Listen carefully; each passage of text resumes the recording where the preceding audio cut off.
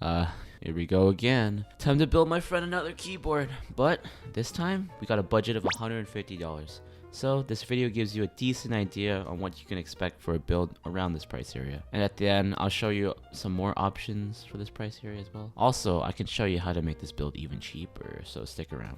Okay, let's start with what my friend wanted. So my guy wanted a 65% board that was either white or clear with tactile switches. He left the keycaps up to me, but he gave me a budget around 150. And underglow and front lighting or per key lighting was appreciated, but not necessary. And disclaimer, this build was the best I could think of with my knowledge, financially, and just what's available right now. So here's what we got. I got on the TM680 because it was a unique board, white edition that comes with a 2-in-1 switch and keycap puller. We also got a gray and silver braided USB-C cable, a pack of 70 salmon switches from Kinetic Labs, these pink and blue hiragana keycaps off of Amazon that included a 1.7U right shift button, very important. And these are optional, but I bought some Durock plate mountain stabs from Divinity to make it sound better. You're gonna need 3 2U stabs and 1 6.25U. So in total, including the Durock plate mounted stabs, it cost about $159-ish,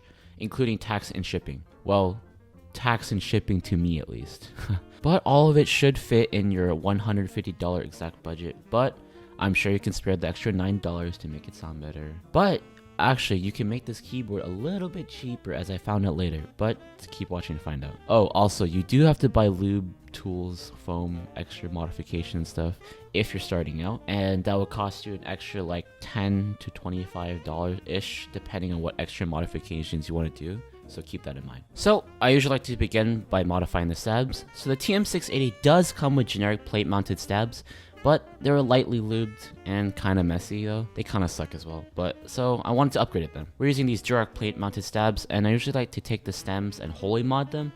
But this time I find that holy mod them makes them feel kind of mushy. Okay, scratch that. I only holy modded the spacebar because there was too much rattle and somehow I got it to work. And it actually made them stuck. I don't know why. Here's a quick comparison, and keep in mind these are all lubed with Krytox 205 grade 0 except for the generic stabs.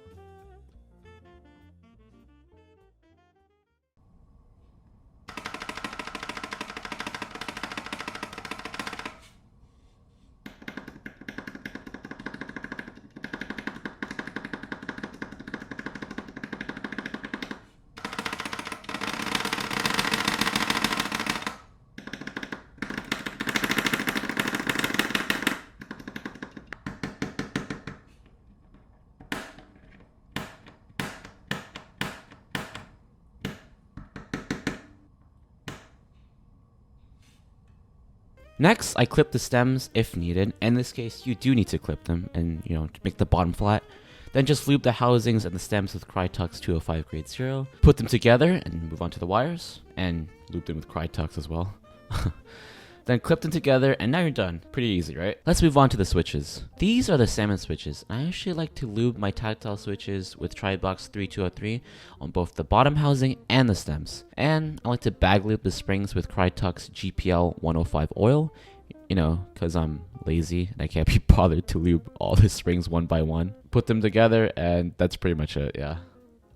Now, before we assemble the keyboard, let's take a look at the board. The TM680 is a nice 65% hot swap board that comes with a rotary knob, and with most of the keyboard being made out of a plastic material. It comes in rose pink, white, black, and 2 new colors of milky white, which is kind of like a clearish sort of thing, and translucent Tiffany color. The board is actually quite light and comes with some side glow and a little bit of underglow out of the little holes in the back of the board. We also have per key lighting, but sadly it's north facing LEDs, which will interfere with your cherry profile keycaps. The board comes with the plate and top frame connected. I'm not too sure how to separate them without breaking it. And it has a foam in between the PCB and the plate. Overall, it's actually a pretty decent board for its price. Definitely better than the GK61 or, some similar boards. And I think there's more value in this board than those generic boards in my opinion. So I bought this board from AliExpress, which was a dropship. There's a similar listing on Etsy too. But the one on AliExpress is a bit cheaper. The original listing was on Taobao by Holy Tom for about 40 bucks, but it's quite difficult to use and navigate on Taobao if you don't read Mandarin or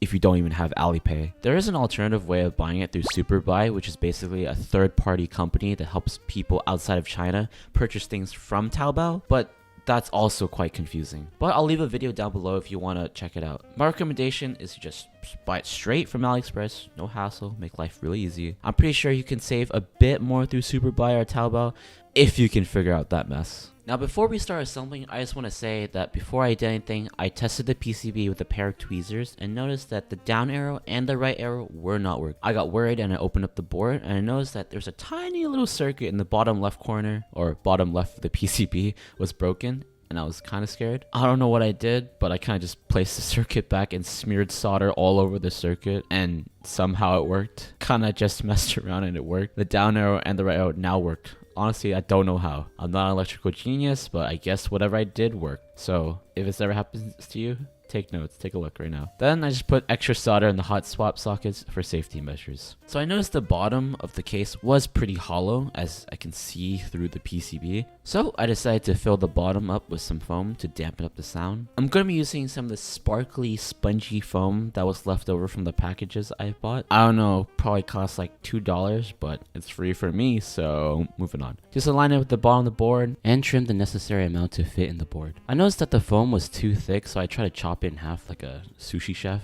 but you know, it didn't work out too well.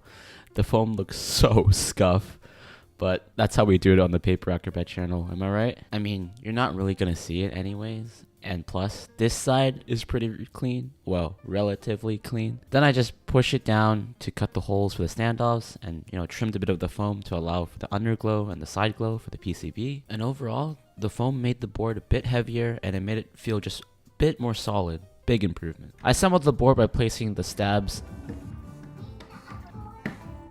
and the switches, then finally placing all the keycaps.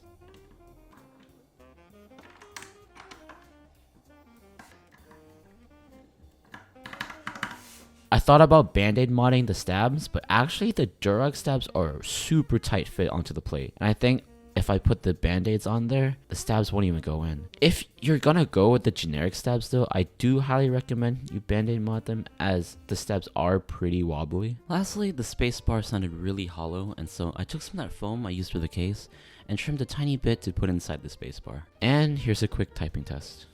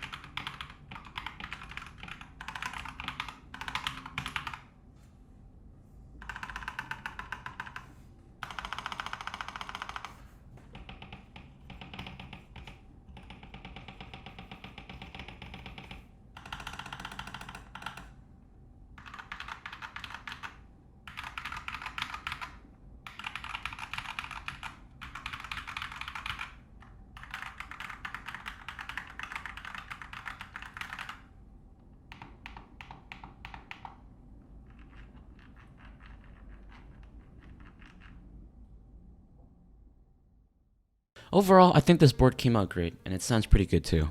I will say that the Durex stabs are a super tight fit with this board, and it was a struggle to get it out. For the price, about $150, I think this board was pretty good.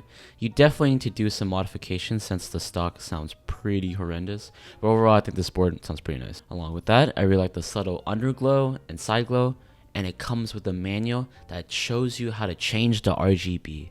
Thank you so much, because I've had too many boards that don't tell you how to change the RGB. I will say that the case material does feel like the GK61 and basically any other similar board to that. But again, I feel as though the features the TM680 offers a lot more than the others. And it's only like an extra $8 upgrade to go from a GK61 to a TM680. That is if you buy from AliExpress, and that includes shipping too. I also like that it's a 65%, since I think that's the best starting point for a first custom keyboard, as it offers a lot of real estate for your workspace while also maintaining some extra media and function keys. Moving down from a full-size keyboard, I think this keyboard size would be the best in my opinion.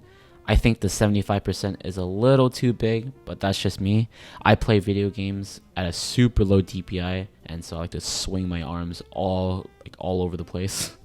Overall, I like the aesthetic of the board. I think the all-white board with a touch of blue and a hint of pink looks really clean. I'm happy how it turned out. The one thing I will complain about is the quality control of this copy. As you see in the video already, one of the circuits came loose and I had to fix that myself. Other than that, the board is relatively user-friendly and it's quite easy to use. In this price range, if you're willing to spend a bit more, the NK65 Entry Edition or the KBD67 Lite are solid choices to upgrade to. Or like upgrade your bare bones kit at least. As for the D60 Lite that is coming out, I don't know much about it, so I really can't say. So if you want something a bit cheaper that also fits in this category of decent budget boards, there's this board called the Nimbleback, which I really like. And it's $10 cheaper than the bare bones of the TM680. It's off of Amazon, and it's not a bare bones kit, as it comes with everything included, the switches, the keycaps, everything. And there's a lot of features and little things that I really like, which is why I recommend it. Hint, hint. That video will drop soon. And that's it. Thank you so much for watching. Please drop a sub and a like if you enjoyed.